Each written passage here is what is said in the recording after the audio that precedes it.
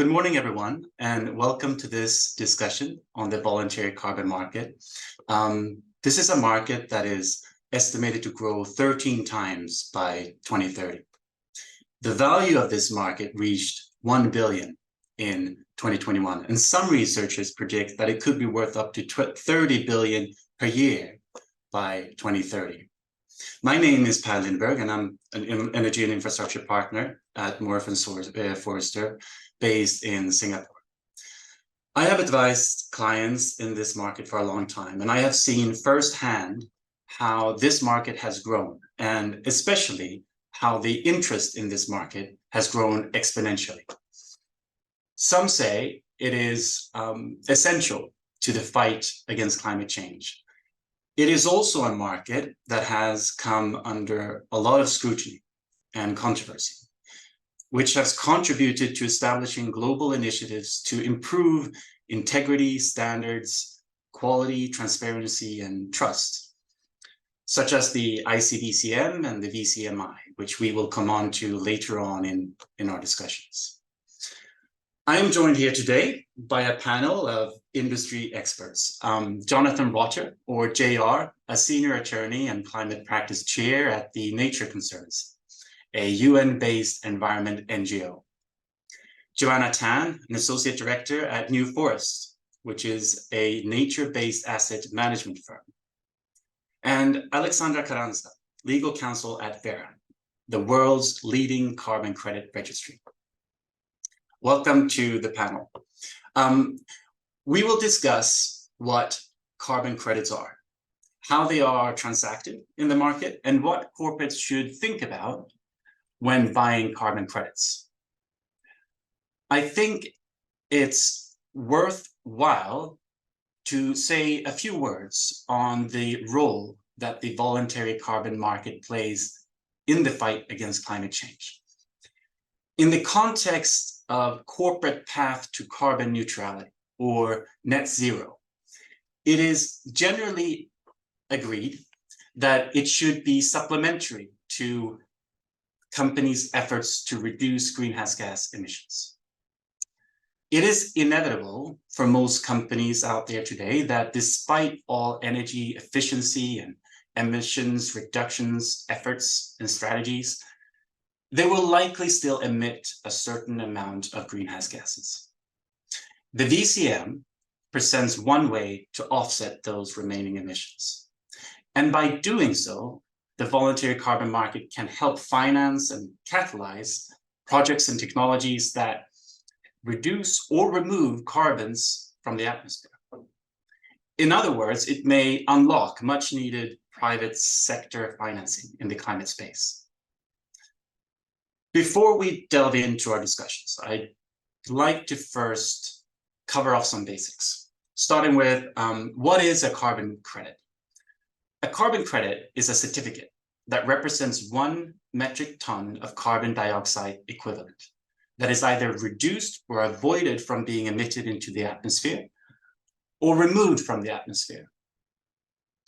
The term equivalent is used to include all greenhouse gas emissions, not just carbon dioxide, but it's measured in impact by reference to the impact of carbon dioxide.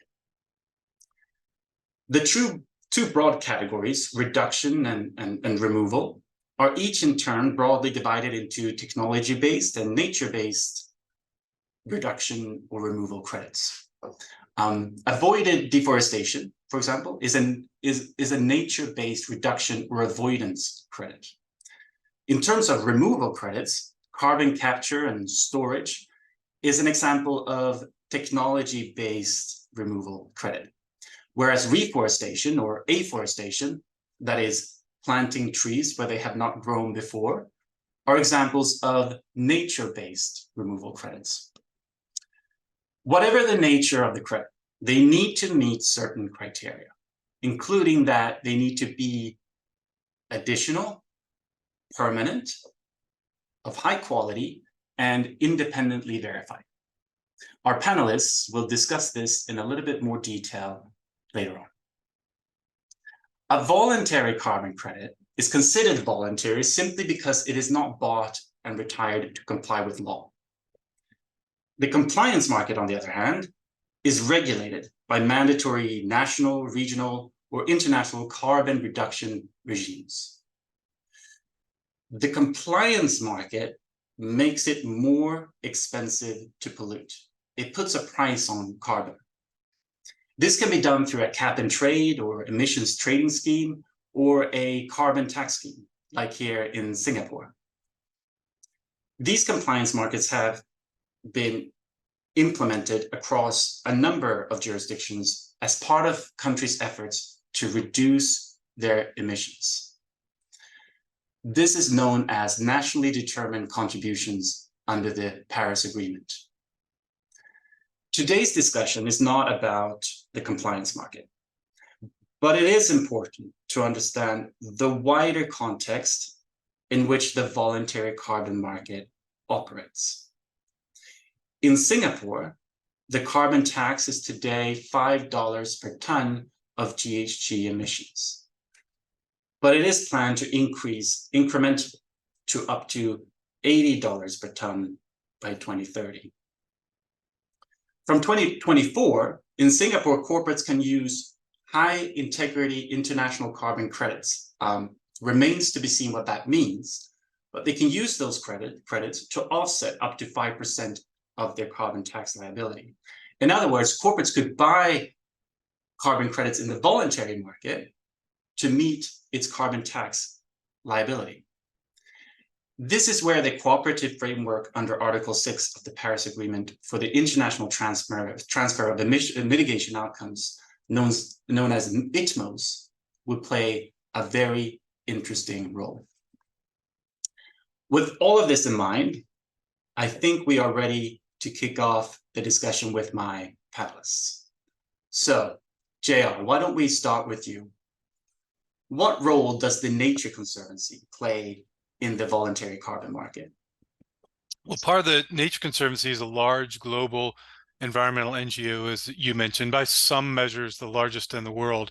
We've been around since the 1950s, and it's important to understand our history. We began as a purchaser and protector of land for biodiversity, for the purposes of biodiversity protection, and we still do that work quite actively. But we're now active in using market mechanisms more broadly to save biodiversity and to save resources on the planet, and that's how we came to the carbon market. We came to that market early. We've been active in the carbon market for about 30 years, from the very conceptual stages. The roles that we play in the market now are as first an enabler. So TNC develops carbon accounting methodologies approved by carbon standards like Vera's VCS, aiming to bring scientific rigor to the voluntary carbon market.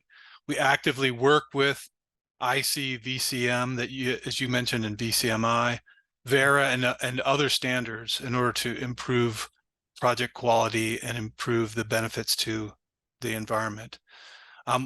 We are actively helping mission-aligned partners through enabling conditions, grants for our technical support.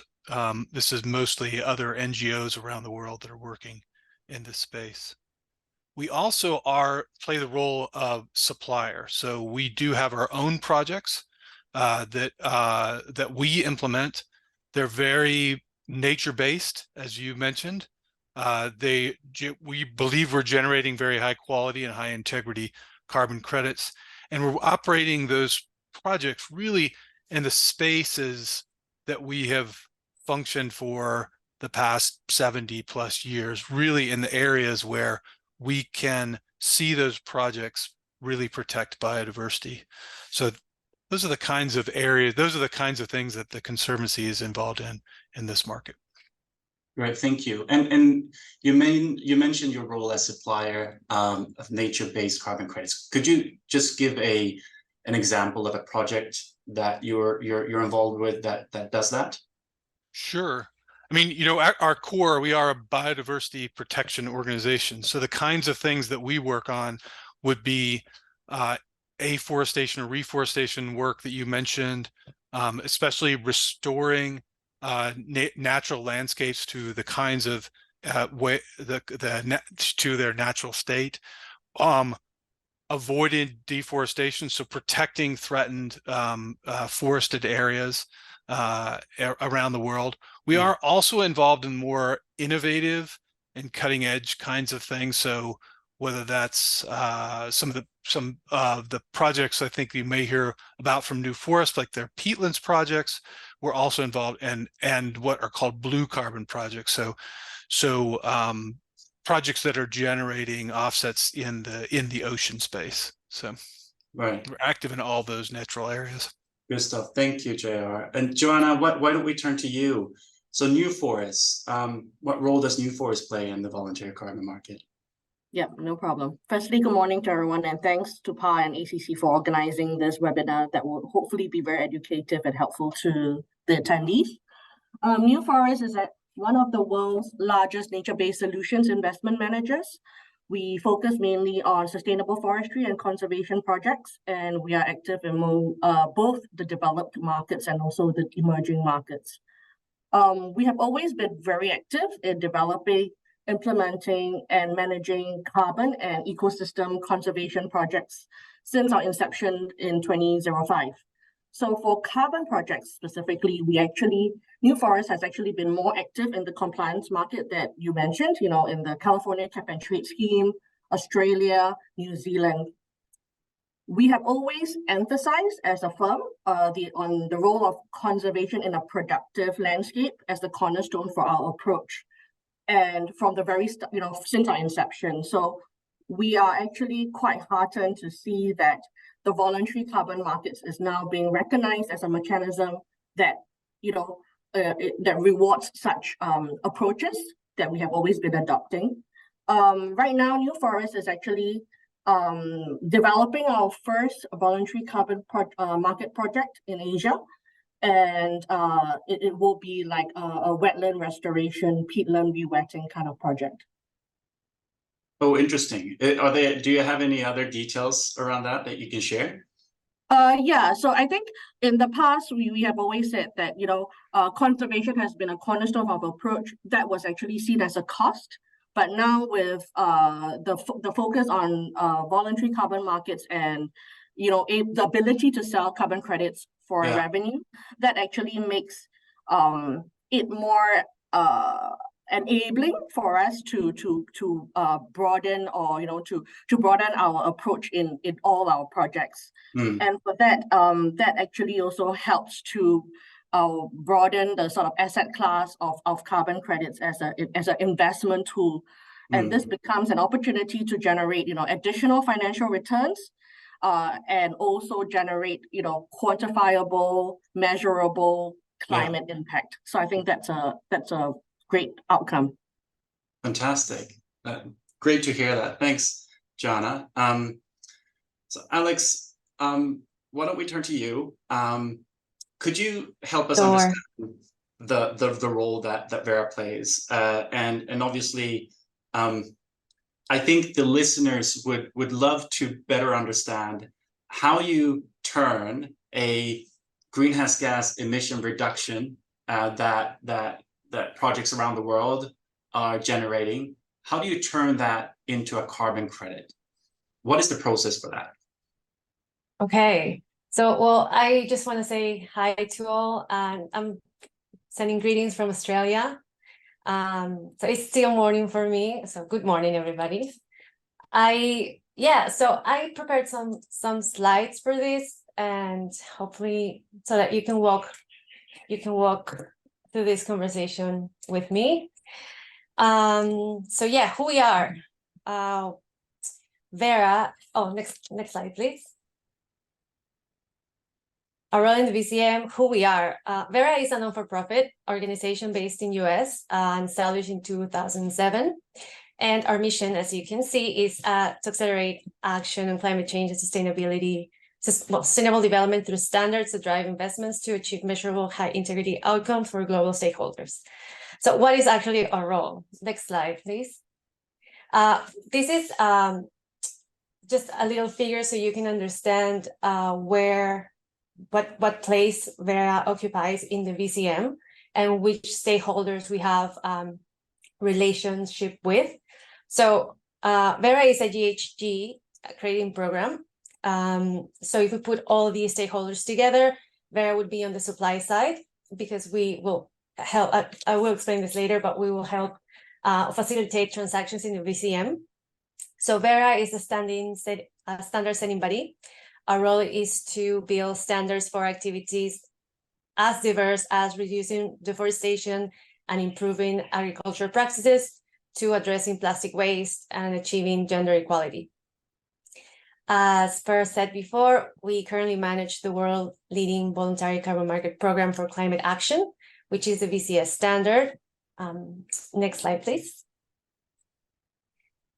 So that's all the programs Vera has at the moment. And the one I mentioned for climate action is the VCS program, or Verified Carbon Standard. In this context, we set the rules for the generation, monitoring, and certification of the GHG emission reductions and removals.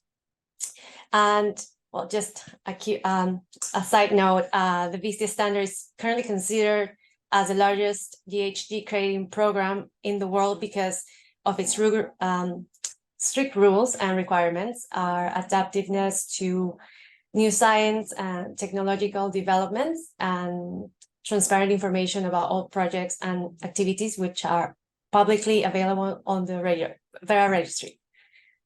Yes. So you mentioned that, okay, so I'll explain right now how we turn GHG emission reductions or removals into carbon credits. So next slide, please.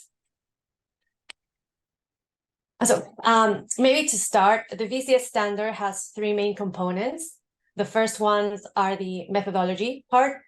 The second one is the independent auditing, which translates into these validation or verification bodies, which we call BBBs, which conduct the auditing of the projects and that are accredited by Vera. So we approve or certify the BBBs that will be in charge of validating, monitoring, and verifying projects.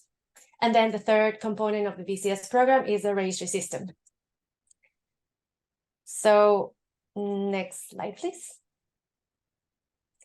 A big part of the program is the methodologies. The methodologies are super relevant because they establish how projects set boundaries and baselines, how they measure and assess additionality, which is a big concept in the VCM, and quantify the GHG emission reductions or removal that are proposed by the project. So each type of project has different kinds of methodology. And this is, well, the methodologies are also approved by Vera.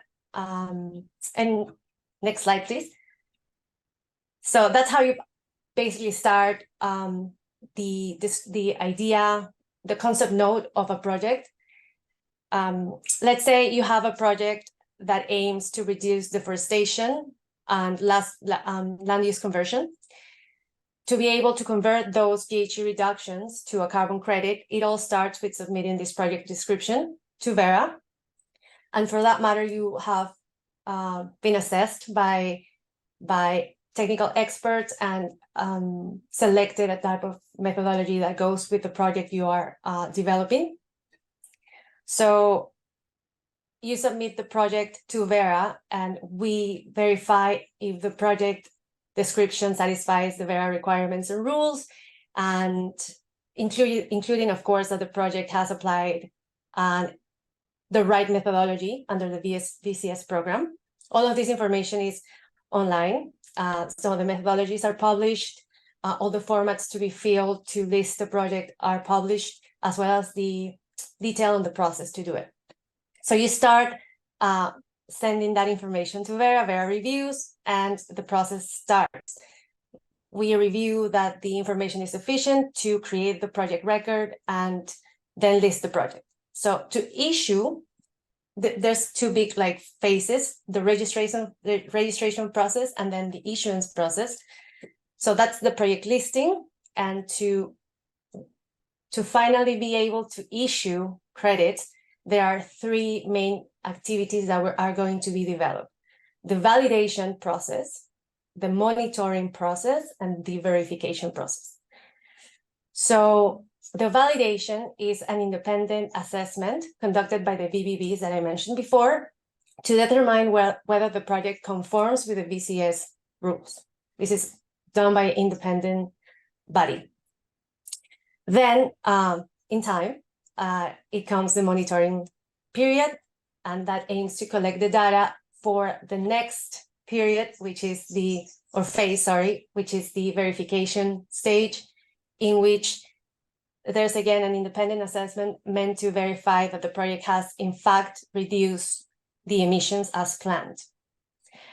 So in all of this process, Vera reviews as well, their staff reviews the information provided by the BBB to make sure it is all complete.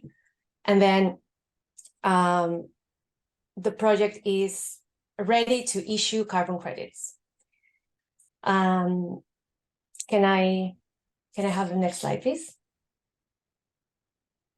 So in the context of the VCS program, there are two types of carbon credits, as mentioned before by Per as well. So you have the removal credits and the avoidance credits. It depends on the activity meant to remove carbon out of the atmosphere, or if the activity conducted meant to prevent the release of GHG to the atmosphere. Some examples of this have already been given, but both of these type of credits are, we call it VCUs. So VCUs is basically the carbon credit, but verified by Vera. So they're called verified carbon units. Next slide, please. And after all of this assessment that I previously explained, our goal is to issue or put in the market VCUs that are real, measurable, permanent, additional, that are independently verified, transparently listed, uniquely numbered, and conservatively estimated. Most of these things are guaranteed by the methodology, so that part is pretty important to put out there in the market. Projects that are let's say, that have high integrity, and that consequently can issue high quality carbon credits. Yeah, that's how you put how you convert the GHG removal or reduction into a VCU. So once the VCUs are issued after they have been verified by the BBB, they are ready to be put in the project proponent account, so the project developer's account, and they will be ready to be transacted in the market or retired. Well, transacted in the market, that could lead you to retirement. So that means that the buyer bought it and it's ready to claim. They put it out of the system in a way. I can go back to this if there's specific questions, but the idea is that once the VCU is issued, it is put in the project developer's account, and then it's basically ready for further transactions on it. Great, thanks, Alex. No worries. Oh, there we go.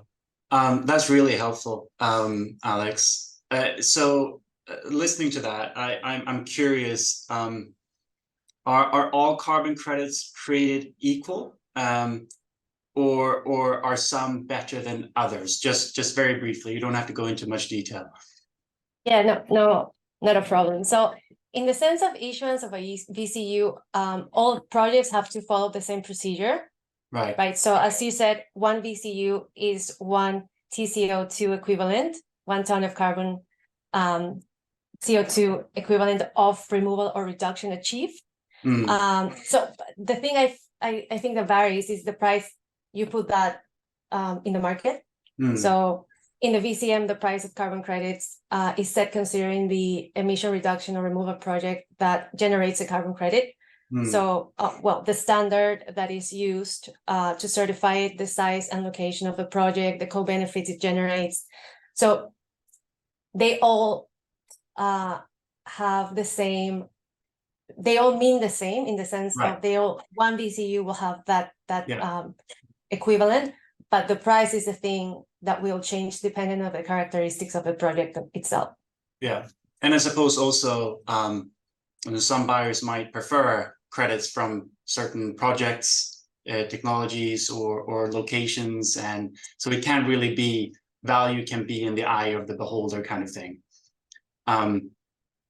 Interesting. Okay. With all of that, I think we're ready to move on to and talk a little bit about buying carbon credits in the VCM. And I'll just say a couple of words about that first. There are a few ways that you can buy carbon credits. Of course, you can invest directly in the development of carbon credit, sort of carbon offset projects, and take the carbon credits yourself directly from source. Or you can enter into contract directly with the developer.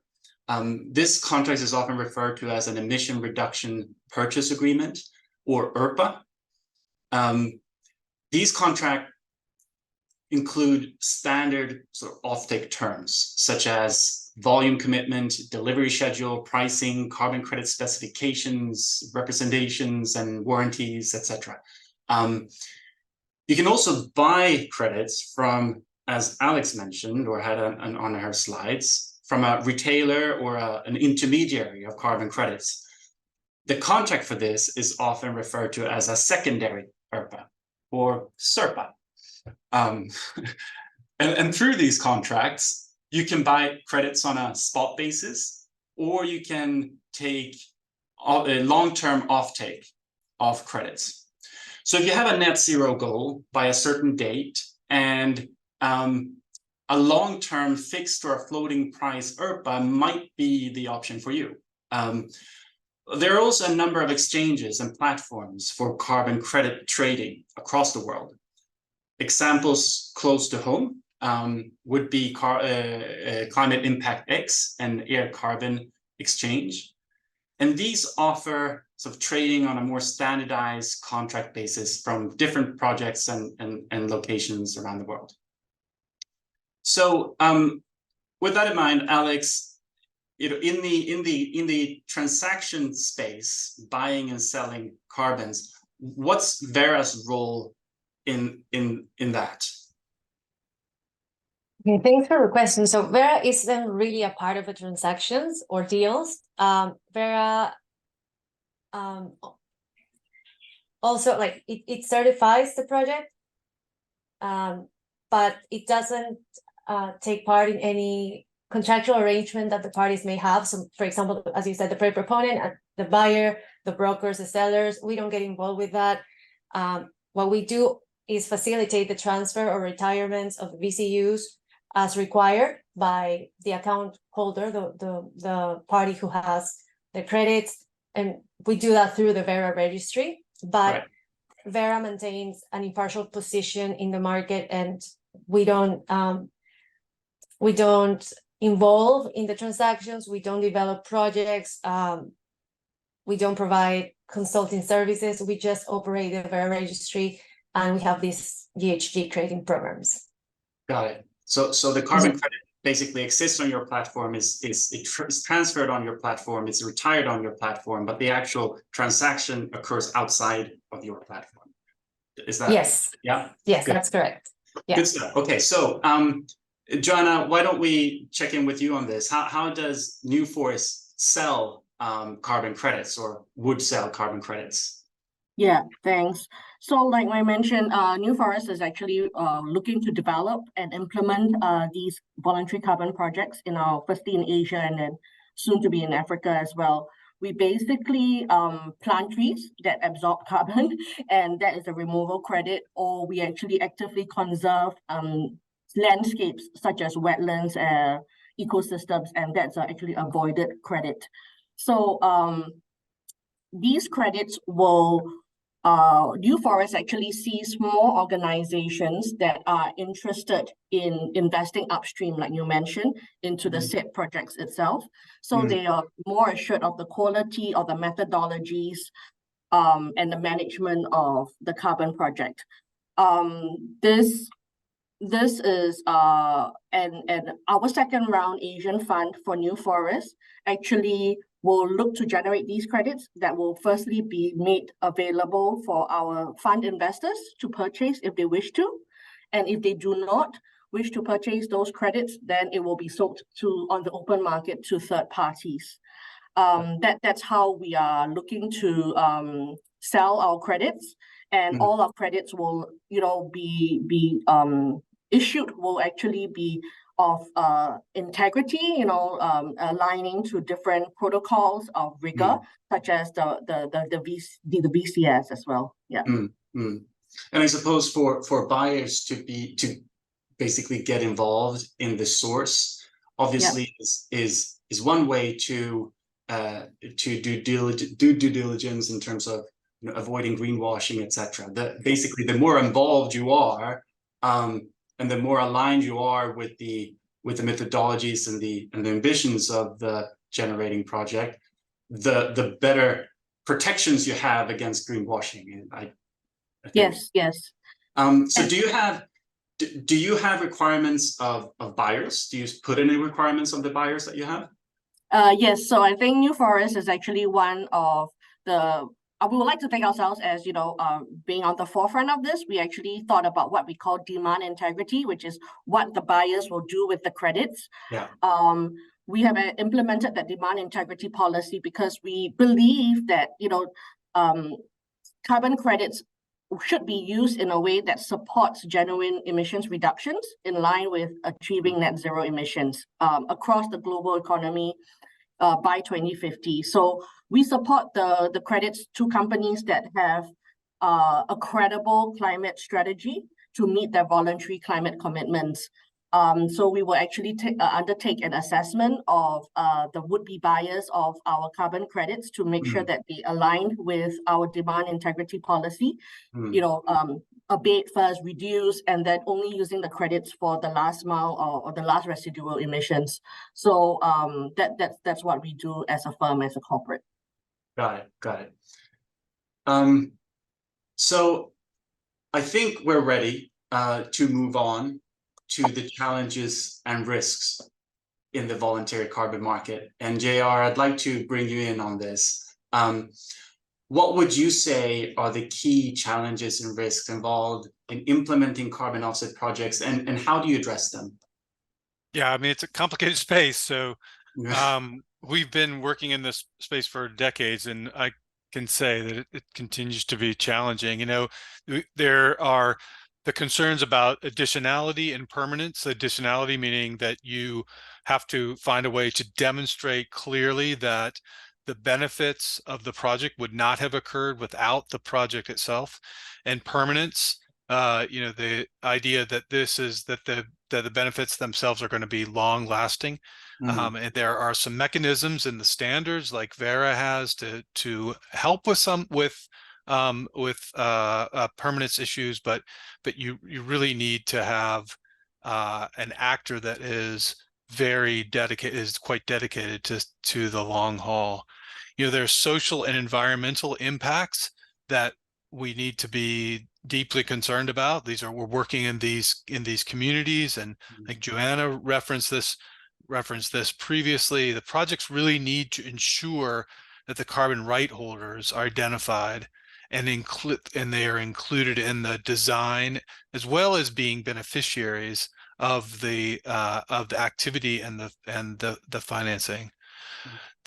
It's a tough market. It's a very volatile. It's been a volatile market over the period we've been involved. Prices don't oftentimes you have a situation where prices don't cover the full cost of the projects.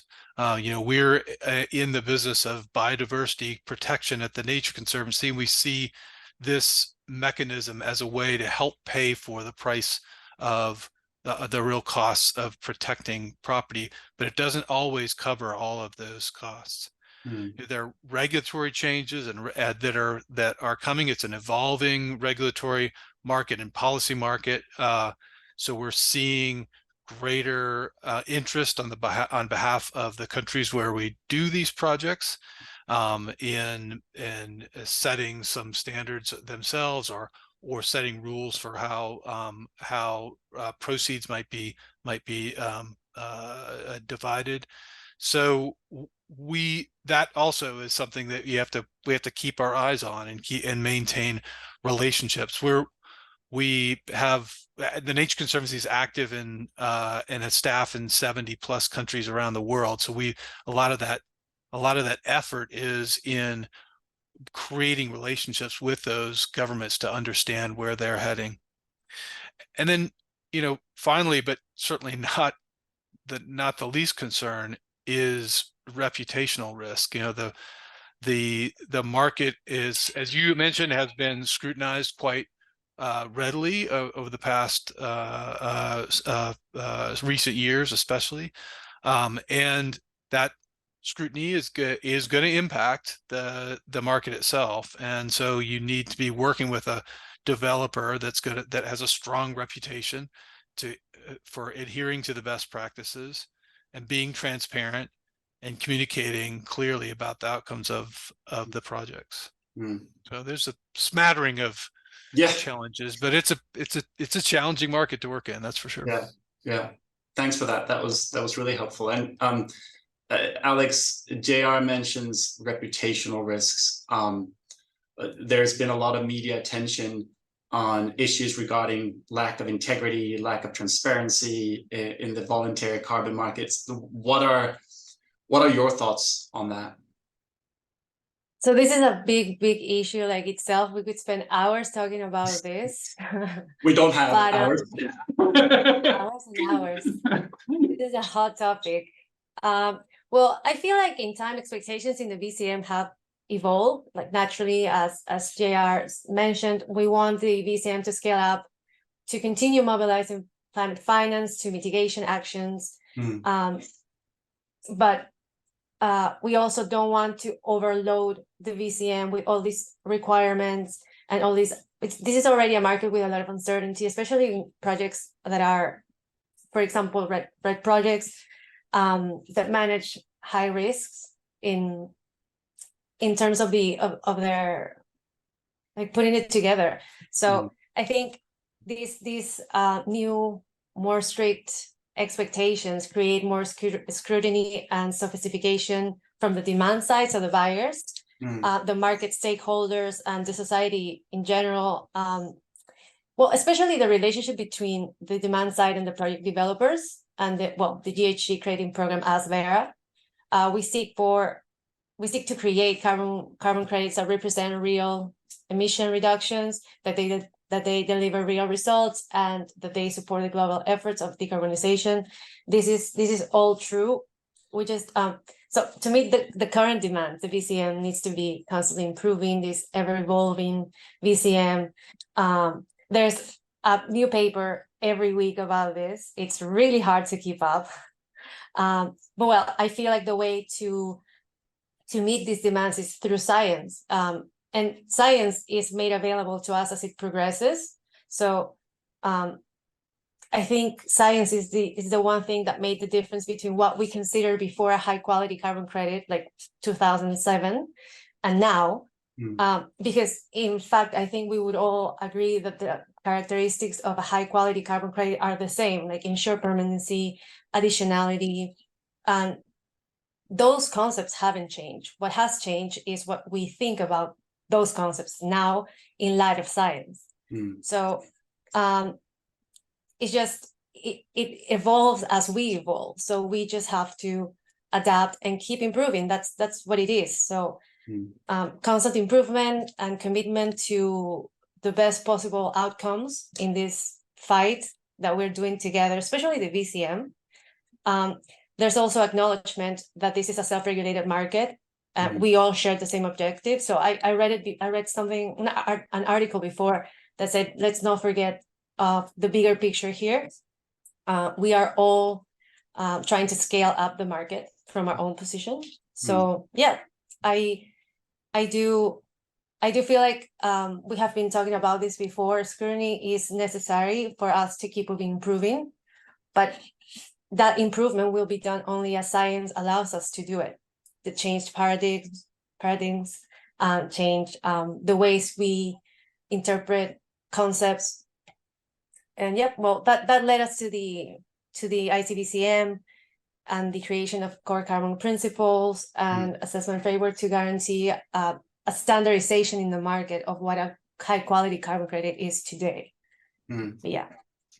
Yeah, Par, I'll just Yeah. interject here a little bit. Yeah, our sector, the nature-based solutions to climate has worked hard to create and promote transparency. I think we should be very proud of that. And for that reason, it is maybe we are particularly open to scrutiny, but scrutiny is not bad. Scrutiny is a good thing. It's the way that we're going to move forward.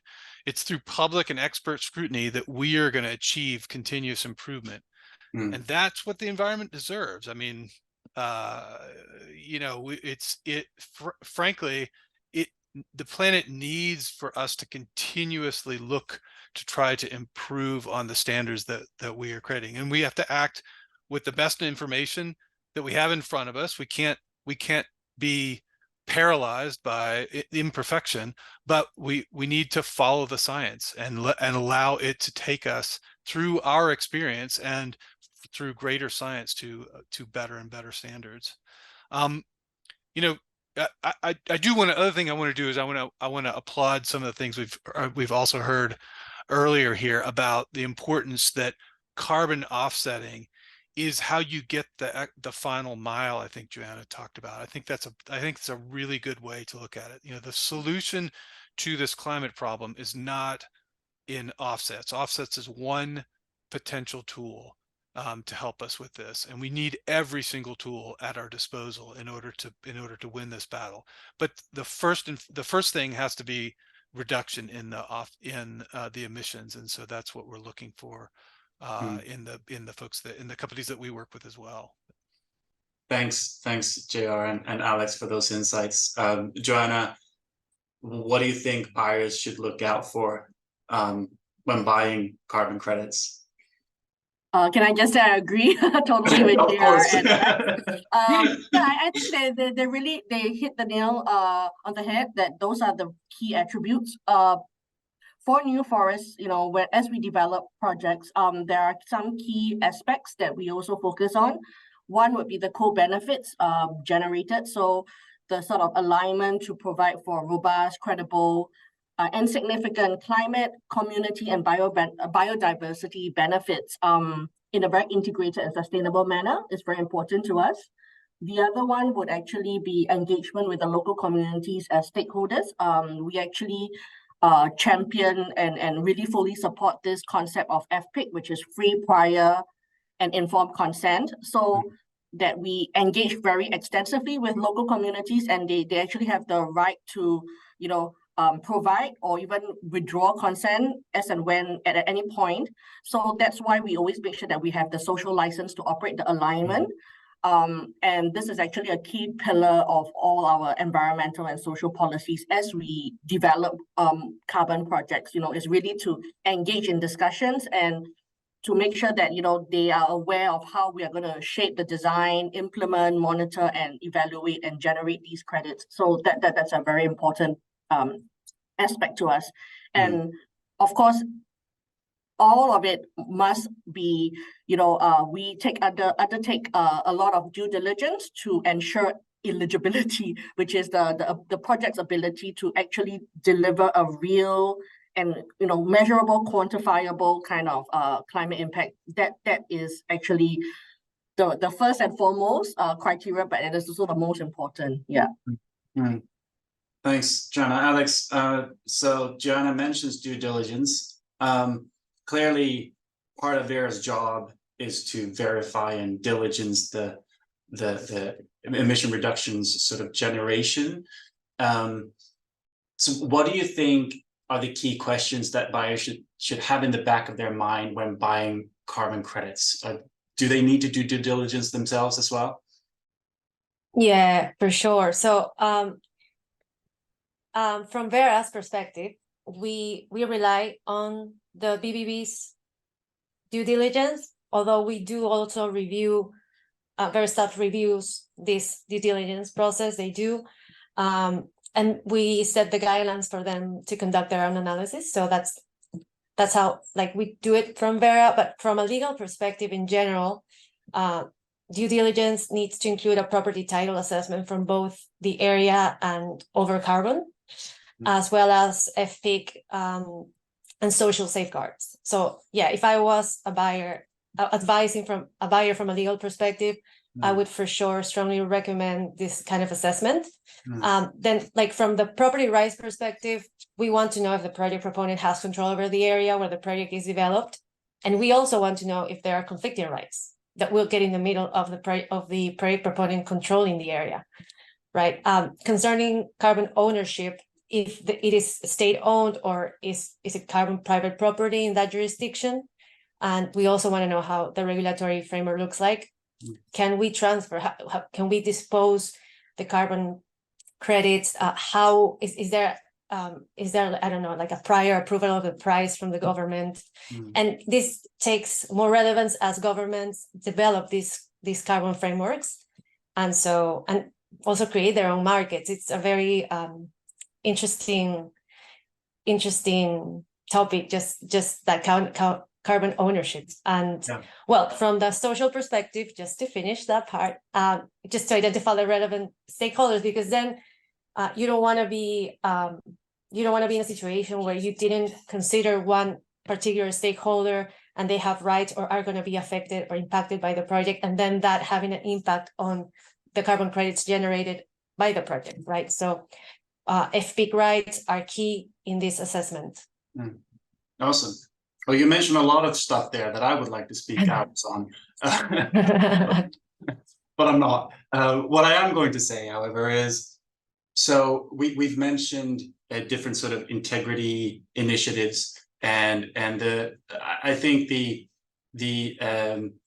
ICVCM is very much sort of on the supply side in terms of integrity initiatives, so standards and quality assessments on the actual carbon credits, on the carbon offset projects. It's worth mentioning for this audience as well that the VCMI, the Voluntary Carbon Market Integrity Initiative, is very sort of, it's meant to set the best standards for how you claim the carbon credits in the right way. So when you do buy the carbon credits to offset your emission reductions, your emissions, then the VCMI is a great tool and resource to use to how you best claim those carbon credits in your ECG and corporate sort of messaging. So I'm just curious. We're now just a few. Well, it's 8 minutes left. Why don't we just pause there, and I'm going to check what questions and questions we have from the participants. But thank you, Joanna, JR, and Alex so far. It's been a really, really interesting discussion. I'm just going to take a quick look at the questions that have come through. That sounds great. Par, while you're doing that, if you don't mind, let me just say a couple of things from our perspective. You know, the markets have always valued forests and natural communities for their extractive economic value, right? So that's always been, that's the model for hundreds of years that we've looked at extracting from these natural communities value, which has resulted in some destruction of, significant destruction of critical natural communities and local communities around the world. It's only now through the efforts of the voluntary carbon market, through the rules that Vera is creating and the work that organizations are doing around the world, that we've now created a system where there's market value for forests in their environmental enhancement of the planet. So protecting biodiversity, protecting our atmosphere, and the VCM, the voluntary carbon market, can promote the healing of the climate while protecting critical habitat, all through market mechanisms to reverse a lot of what the markets have done in the past. So it's a fascinating time that we live in to be involved in this. Thank you, JR. Yeah. Thanks. Totally agree.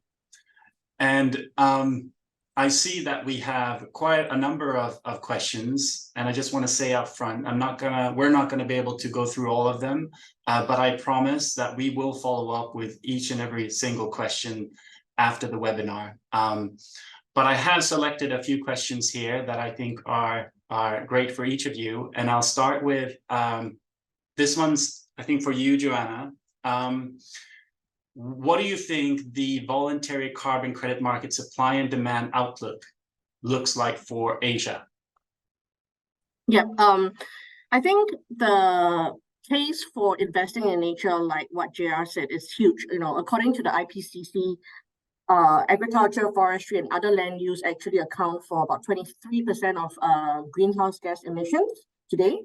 And the conservation efforts, the more efforts of these carbon markets, nature-based solutions can actually deliver close to 7 gigatons of CO2 abatement per year, which is correspondingly about 1/3 of the reductions target that is required by the Paris Agreement.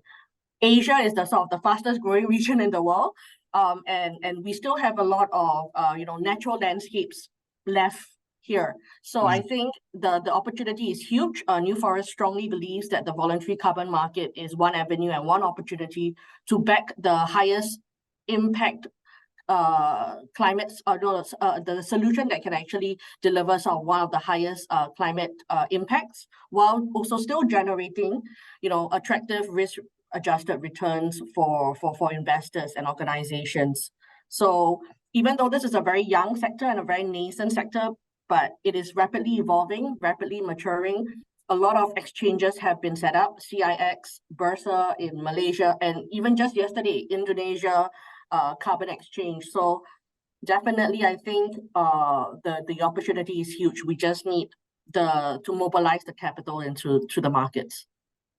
That's encouraging. Thank you for that, Joanna. Yes, thank you. Next, I'll take this one for JR. How could you improve the voluntary carbon market?